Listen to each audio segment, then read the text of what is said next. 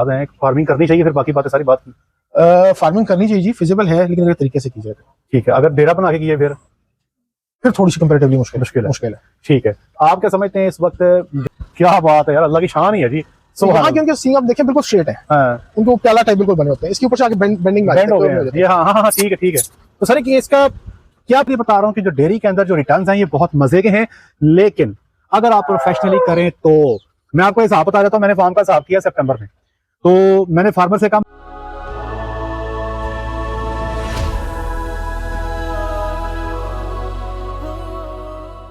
जी बिस्मिल्लाहिर्रहमानिर्रहीम, अस्सलाम वालेकुम रहमतुल्लाहि व बरकातुहू। मेरा नाम है डॉक्टर मोहम्मद मुज़म्मिल हसन। एक नए सेशन के साथ आपकी खिदमत में हाजिर है। तमाम तारीफ़ें मेरे अल्लाह के लिए जिसने मुझे आपको पूरी कायनात को बनाया। मेरे साथ मिलकर दुरूद शरीफ पढ़ने। अल्लाहुम्मा सल्लि अला मुहम्मदिन व अला आलि मुहम्मदिन कमा सल्लैता अला इब्राहीम व अला आलि इब्राहीम इन्नका हमीदुम मजीद। अल्लाहुम्मा बारिक अला मुहम्मदिन व अला आलि मुहम्मदिन कमा बारकता अला इब्राहीम वअला आलि इब्राहीम इन्नका हमीदुम मजीद। हम मौजूद हैं जी लाहौर में एक फार्मर के पास। सर जी अपना थोड़ा तारुफ तो करवाइएगा जरा। जी अस्सलाम वालेकुम। मुस्तफ़ा अहमद कमाल मेरा नाम है, बेदिया रोड पे मेरा फार्म है। ठीक है जी। और थोड़ा सा को डेयरी के जानवरों का शौक कर रहा हूँ, थोड़ा सा को कुर्बानी के जानवरों का शौक कर रहे हैं। कितना अरसा हो गया फार्मिंग करते हो? मुझे तकरीबन 4 से 5 साल हो चुके हैं। पहले तो ये बताएं कि आजकल जो पाकिस्तान के हालात हैं, फार्मिंग करनी चाहिए, फिर बाकी बातें सारी बात की। फार्मिंग करनी चाहिए जी, फिजिबल है, लेकिन अगर तरीके से की जाए तो ठीक है। अगर डेरा बना के किए फिर थोड़ी सी कंपैरेटिवली मुश्किल है। ठीक है। आप क्या समझते हैं इस वक्त जितने भी कारोबार पाकिस्तान में हैं, डेयरी को किस नंबर पे ग्रेड करते हैं? एवरेज कारोबार गिनेंगे, अच्छा कारोबार गिनेंगे, या गुजारे लायक? करंट सिनेरियो के अंदर तो मेरे ख्याल से सबसे बेहतर है। सबसे बेहतर यही है, लेकिन लोग कहते हैं इसमें है कुछ नहीं। इसेंशियल चीज है ना इसकी, तो एक वो आप कह लें जिसकी डिमांड हर हाल में रहनी है। दो तो डिमांड तो है ही है, लाजमी बात है, हर हाल में रहनी है। बहुत सारे लोग कहते हैं इसमें है ही नुकसान है। तो अगेन आप उसको कर किस तरह रहे हैं वो बहुत बड़ा है, उसके मैटर करता है, बहुत मैटर करता है। अगर आपको एक एवरेज गाय है, मतलब जो मैंने अपनी कैलकुलेशन रखी हुई है 7 से 8 लीटर दोनों टाइम का, अगर लेट सपोज वो दूध दे रही है तो अपनी कॉस्ट वो पूरी कर रही है, कॉस्ट पूरी कर जाती है। अच्छा, लाहौर में है तो लाहौर में होने के हवाले से चूंकि आपको दूध के रेट का बड़ा एडवांटेज है, तो पहले तो हमारी ऑडियंस को बताएं कि हमारा दूध का रेट क्या है। अभी मेरे पास जो चल रहा है तकरीबन 162 रुपए के करीब यहाँ से लेके जाते हैं। जो आप दूध देते हैं वो घरों वाले लेके जाते हैं या गवाले? नहीं, गवाला लेके जा रहे हैं। आपके बिल्कुल पास में डीएचए है, तो आप डीएचए सप्लाई क्यों नहीं करते? अभी फिलहाल एक जो टारगेटेड क्वांटिटी है वो मेरी मीट नहीं की, जिसने वो करेगी इंशाल्लाह मैं खुद पैक करके देंगे, खुद करेंगे। डीएचए में क्या रेट मिल सकता है आपको? वो मेरे ख्याल से इजीली 230 240, बहुत इजीली। मेरे ख्याल डीएचए यहाँ से हार्डली को नहीं हाफ एन आवर नहीं, उससे कम है, 15 मिनट पे है। और वहाँ पे मेरे ख्याल पेइंग कम्युनिटी सारी पे करने वाली है जी। ठीक है। मतलब वहाँ पे अगर किसी को आप पता हो कि प्योर मिल रहा है तो उसके लिए 230 240 भी लेना मेरे ख्याल से मैटर नहीं करता। अच्छा, दूसरा मसला ये कि हमारे पास भैंस कोई नहीं है यहाँ पे, मैं देख रहा हूँ सारी गायें ही हैं, तो दूध पे कोई नहीं करता। नहीं, लोग कहते हैं प्रोडक्शन बहुत ज्यादा, कहते नहीं कि भाई गाय का दूध नहीं पीना हमने। मेरे पास जो फैट कंटेंट है, जो ओवरऑल है वो अल्हम्दुलिल्लाह बहुत अच्छा है, इसीलिए उसके अंदर ना स्मेल है ना कुछ है। जी है। साइलेज दूध का कलर क्या है? व्हाइट है, येलो है? व्हाइट है ना जी, बिल्कुल। ये मैं बार बार हर फार्मर से सवाल ये करता हूँ कि दूध का कलर क्या है। अब ये जानवर जरा दिखा दें सर, ये सारे क्रॉस के जानवर ये पीछे बैठे हैं, आप देख लें, ठीक है, सारे क्रॉस के जानवर हैं। तो इनका जो दूध का कलर है ये व्हाइट ही होता है भाई, इनका कलर येलो नहीं है। मैं यहाँ पे कतई तौर पे ये बात नहीं कह रहा कि व्हाइट दूध अच्छा है, येलो हल्का है। मैं मार्केट पर्सपेक्टिव के हवाले से बात कर रहा हूँ कि हमारी जो घरों में खवातीन है, आई डोंट नो कि उनको येलो दूध से क्या प्रॉब्लम है। डॉक्टर साहब, येलो और स्मेल वाला मसला मुझे भी रहा है। वो कब रहा है? जब तक हरा चारा प्रॉपरली वो कह लें देसी स्टाइल की फार्मिंग करते रहे। हाँ, ये बहुत बड़ा इशू रहा है, बहुत इंपॉर्टेंट है। जब तक इसको मिनरल्स नहीं मिले, विटामिन नहीं मिले, प्रॉपर वंडा नहीं मिला, तब तक ये इशू रहा है। वो लोग जो साइलेज नहीं देते, वो लोग सिर्फ तूड़ी पट्ठा पे हल्का फुल्का 1 किलो वंडा सुबह 1 किलो वंडा शाम, वहां पे ये इश्यूज देखने को मिलेंगे और दूध भी थिन होगा। अगर आप वंडा डालेंगे अच्छे तादाद में, अच्छी क्वालिटी में, साइलेज देंगे तो ये दूध भी वाइट हो जाएगा और दूध की जो थिकनेस है वो भी इंप्रूव हो जाएगी। शहर में बैठे हैं और आप देख सकते हैं कि यहाँ से दूध जा रहा है और इनको कोई कंप्लेंट नहीं है कि मैंने दूध सेल कैसे करना है। और अकेली गाय का दूध जो है वो 162 रुपीज के अंदर जो है यहाँ पे मार्केट कर रहे हैं। नए साल में क्या लग रहा है सर? उम्मीद है 200+ इंशाल्लाह उससे जो दिया जाएगा। जो टैक्स लगा रहे हैं लाइव स्टॉक पे, अभी किसानों पे भी लग गया, लाइव स्टॉक पे जानवरों पे टैक्स लगने लगा है, तो उस अगर वो लग जाता है, इम्प्लीमेंट हो जाता है, तो क्या लगता है फिर क्या होगा? डेफिनेटली उसका इफेक्ट तो आएगा। कितना को? बहुत सारा आ जाएगा।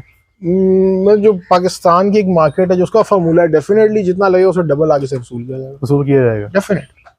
तो फिर तो ये बहुत हमारे तो बेसिकली तो फार्मूला यही है ना कि अगर आपको लेट्स सपोज 100 रुपए पड़े तो आपने आगे से 200 चार्ज करना, 200 चार्ज कर लेना। ये तो हमारे तो मतलब एंड कंज्यूमर का बेड़ा गर्क हो जाएगा डेफिनेटली। दूध जहाँ पे लोग घरों में 2-2 किलो पीते हैं, किलो पिया करेंगे।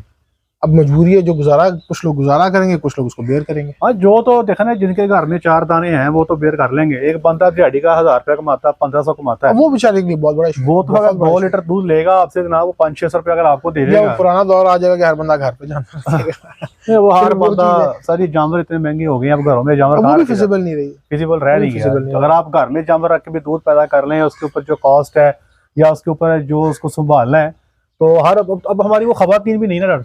हाँ जी, अब कोई भी नहीं। मुझे याद है गलियों में, मोहल्लों में हमारी औरतें, हमारी माएँ, हमारी बहनें, हमने अक्सर देखा कि वो दूध भी निकाल रही हैं और जानवरों को इस तरह गोबर भी साफ कर रही है ना। ये आज भी कई जगह पे देखने को मिलेगा। 90s मेरे वालिद साहब इवन खुद जो हैं जी, घर पे होते थे, वो जो बताते हैं कि घर पे रखी होती थी और उधर ही होता था मिल्किंग, फ्रेश मिल्किंग वही यूज होती थी। हाँ, तो अब हमारी खवातीन को क्या पता कि मिल्किंग कैसे करनी है। अब नहीं, वाकई नहीं पता। अब मैं अपनी बता देता हूँ, जब मैं अब गाड़ी, हालांकि मैं चूंकि ये काम करता हूँ, मेरा काम ही है, तो मेरी गाड़ी में से कभी कभार ना गोबर की स्मेल आती है। तो वो जब मेरे घर वाले बैठते हैं वो नाक मरोड़ते हैं, कि स्मेल लाउन रही है ये अब आप खवातीन की बात कर रहे हैं, अब तो बहुत सी इवन डेफिनेटली कुछ लोगों को भी नहीं पता। इवन अब आपको जो प्रॉपर जो हाथ से मिल्किंग वाली लेबर है वो तो आपको इवन इधर देहातों में भी नहीं मिलती। बहुत टेक्निकल काम हो गया, इसीलिए मैकेनाइजेशन पे आ गए। अच्छा, तो सर ये बताइए कि ये जानवर जो है कहाँ से लिए हैं आपने? मंडियों से लिए हैं या डेरों से लिए हैं, फार्म्स पे लिए हैं? कुछ मंडियों के और कुछ डेरों से लिए हैं, फार्म से किसी को फार्म। तो इन जानवरों के साथ अभी कितनी एवरेज चल रही है? मेरे पास एवरेज आ रही है तकरीबन टाइम की 6 से 7 लीटर की एवरेज जो बनती है, वो बच्चों के अलावा अगर बच्चे शामिल कर ले तो नहीं, बच्चों को पिलाने के बाद जो एवरेज 6 से 7 लीटर। जी, मतलब बच्चों का शामिल कर ले तो 8-9 बन जाएगी तकरीबन। मतलब दिहाड़ी का 16-17 लीटर दूध हो जाएगा। जी, इतनी एवरेज पे 162 लीटर दूध पे आप कंफर्टेबल है? हाँ जी, इजीली। अच्छा, अगली बात मुझे ये बताएं, ये जो पीछे हमारे शेड बना हुआ है, छोटी हाइट है, नीचे आपने गसू डाला हुआ है, और आप क्या समझते हैं, अब बहुत सारे लोग इस शेड को देखेंगे और वो इस तरह का शेड सस्ता बनाने की कोशिश करेंगे। क्या रिकमेंडेशन है? आपने तो यहाँ पे 2-3-4 साल गुजार लिए हैं, गर्मी के मौसम में ठीक है, नहीं ठीक, गुजारा करता है, क्या सीन? सर गर्मी में बिल्कुल भी गुजारा नहीं करता। ठीक है, ये आप कह लें क्योंकि एक पुराना शेड था, उसको रिवाइव किया, को थोड़ा सा उसके ऊपर करके उसको सेटमेंट किया, लेकिन इसके अंदर गुजारा नहीं हो सकता, बिल्कुल भी नहीं हो सकता। शेड चेंज करेंगे? डेफिनेटली।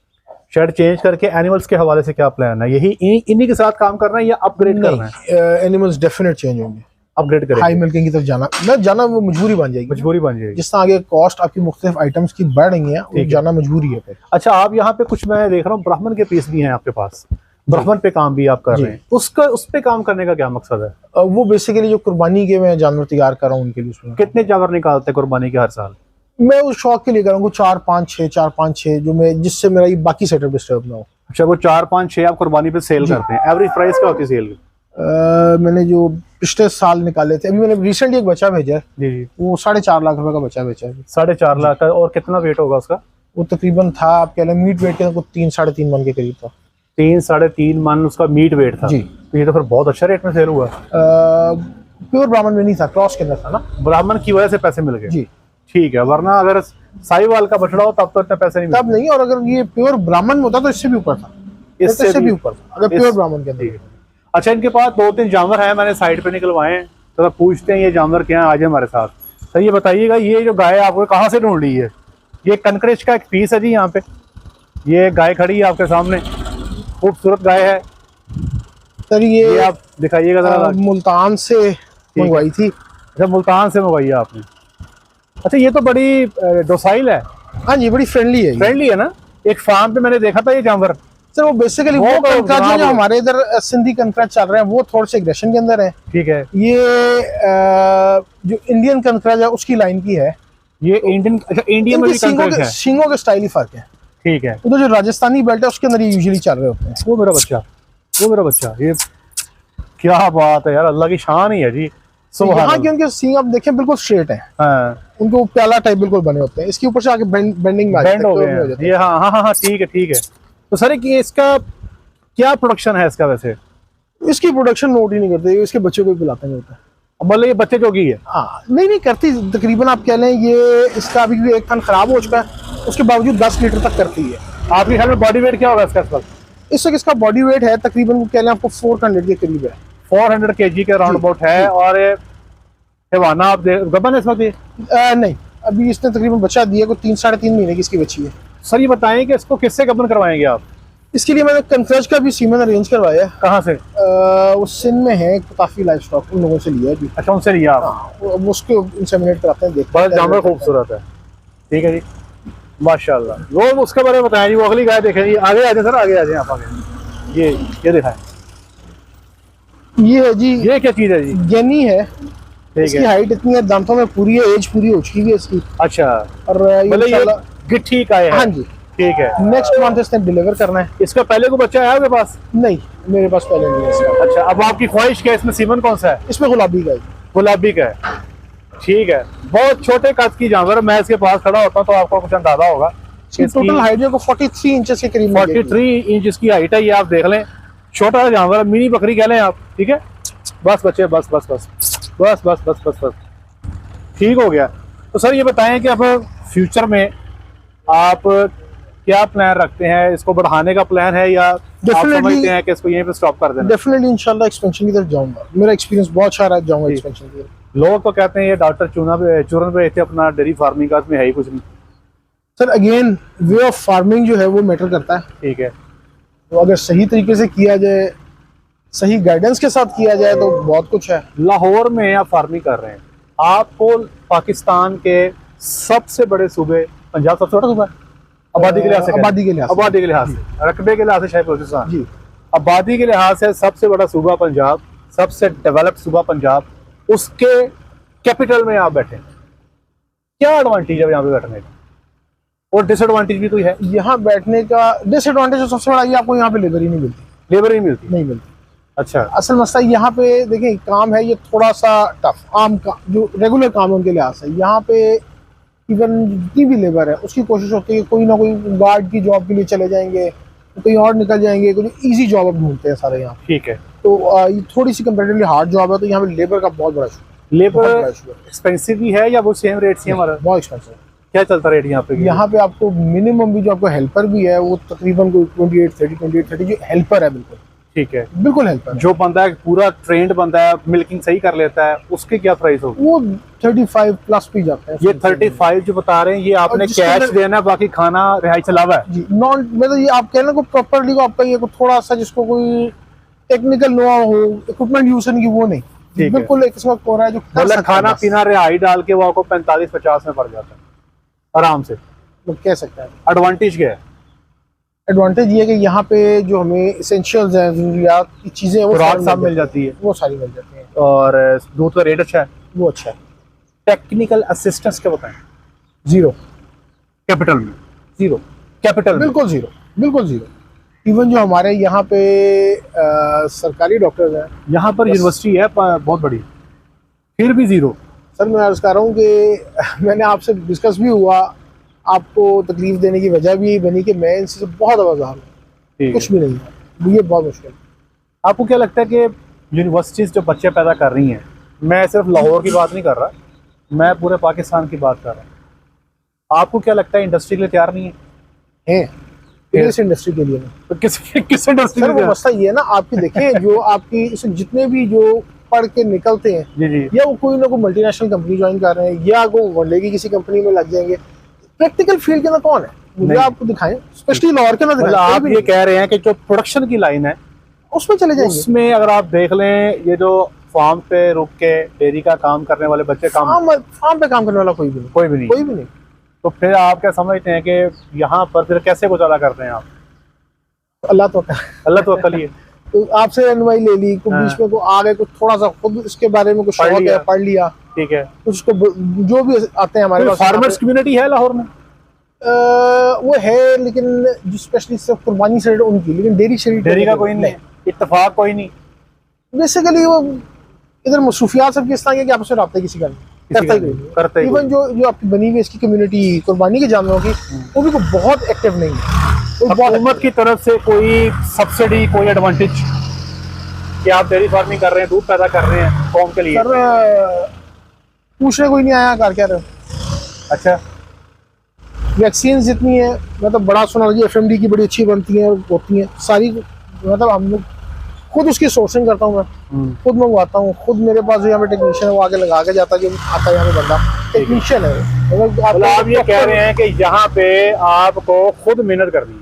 जी, बेशक आप कैपिटल में बैठे हैं। जी, ज्यादा करनी है, ज्यादा करनी। अच्छा, आप क्या समझते हैं कि अगर आपको चांस दिया जाए कि अपनी डेयरी को यहाँ से शिफ्ट कर लें, मिसाल दे रहा हूँ, आप लाहौर में ही करना चाहेंगे या कहीं पेरिफेरी में शिफ्ट करेंगे?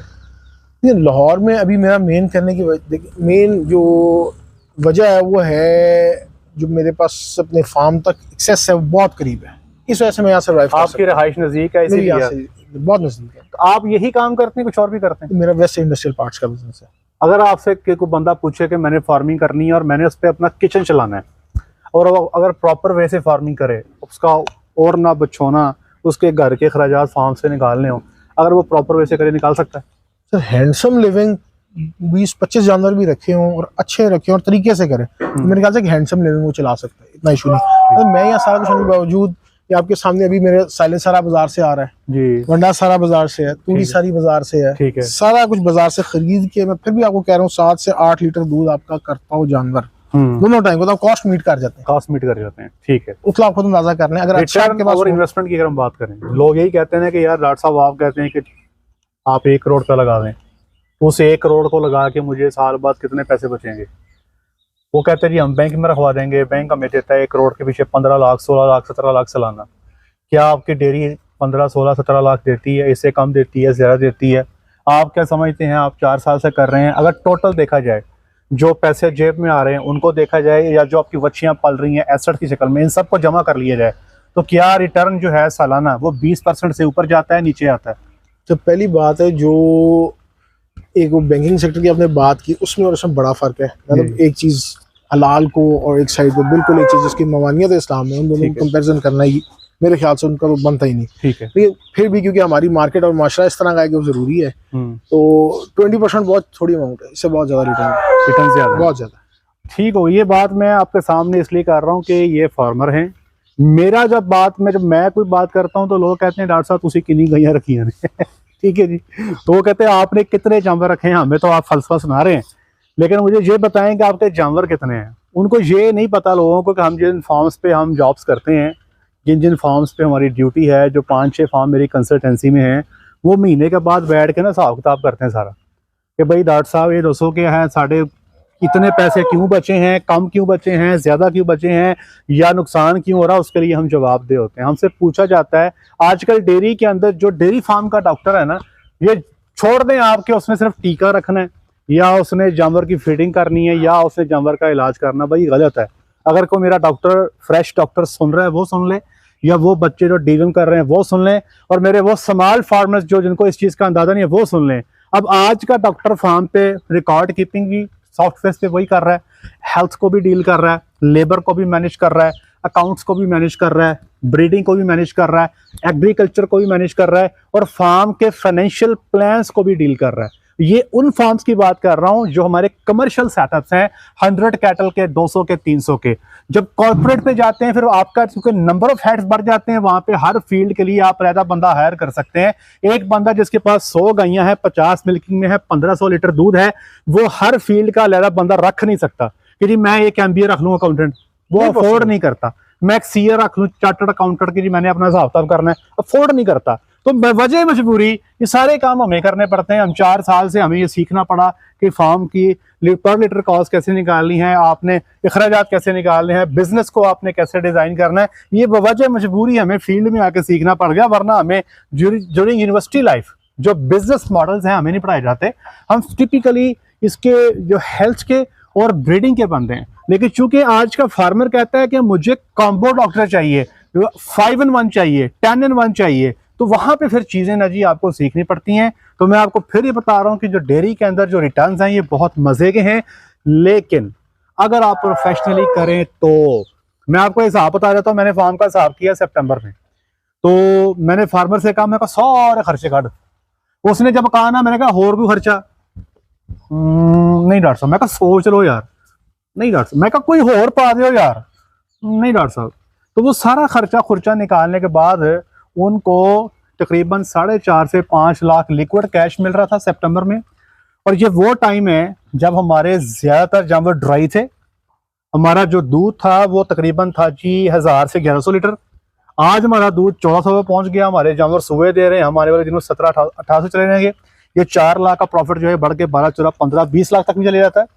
साथ ही साथ जो फार्म पे 35 से 40 बछड़ियां पल रही हैं, एक बछड़ी 1 महीने के अंदर अपनी कीमत में 30,000 का इजाफा करती है। ये चीज असली यहाँ कोई नहीं समझ, ठीक है, ये बहुत बड़ी आपकी आप चेक कर लें।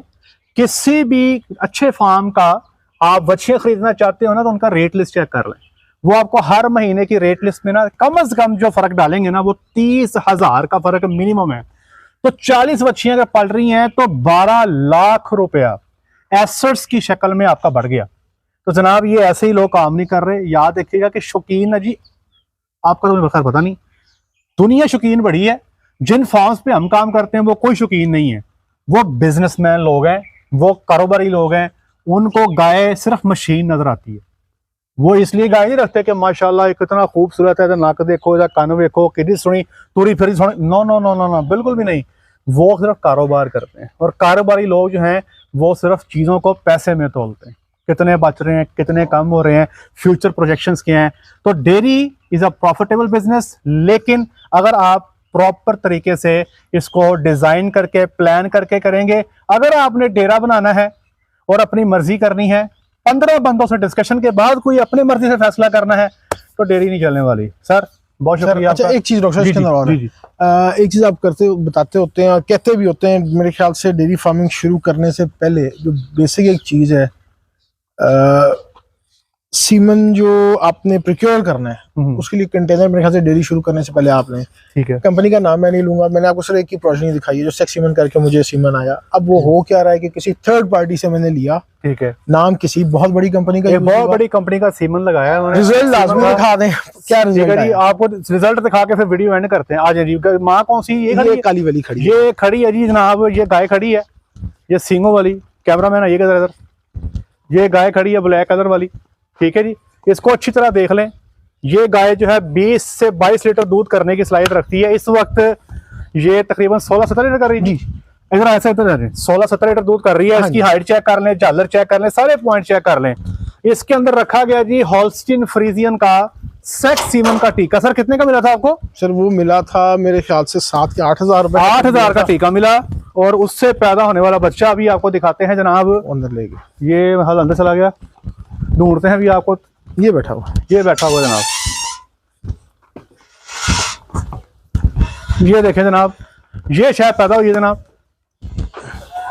अब इसकी, इस बच्चे की झालर चेक कर ले, मां से भी बड़ी है, ये देखें आप, ठीक है जी, ये चेक करें झालर। इसकी फ्रीजन का टीका रखने के बाद इतनी बड़ी झालर पैदा हुई है। नीचे धुन्नी चेक कर लें, इसकी मां से बड़ी है। कोहान इसकी अपनी मां से बड़ी है। टीका कौन सा रखा था? Pure Friesian. तो टीका बेसिकली किसको रखा हो गया? वो तो फार्मर को ही रखा हो गया सर जी। यही कह रहा हूं, इसलिए फार्म शुरू करने से पहले मेरे ख्याल से बेसिक चीज है, बहुत जरूरी है। एक चीज और बताऊंगा आपको, कोशिश करें डायरेक्ट कंपनी से लिया करें, मुस्तनद काबिल एतमाद बंदे से लिया करें, ताकि फिर ये इस किस्म के सीन ना हो। अब इनके ऊपर क्या क्या ख्वाहिशात थी इनकी, अब कुर्बानी पे इसको सेल करेंगे। जी बहुत शुक्रिया आपका, अल्लाह की खैर फरमाए। आज के लिए इतना ही, अपना ख्याल रखें, दुआ में याद रखें, 5 वक्त की नमाज बाजमाज अदा करें। अस्सलाम वालेकुम रहमतुल्लाहि व बरकातुहू।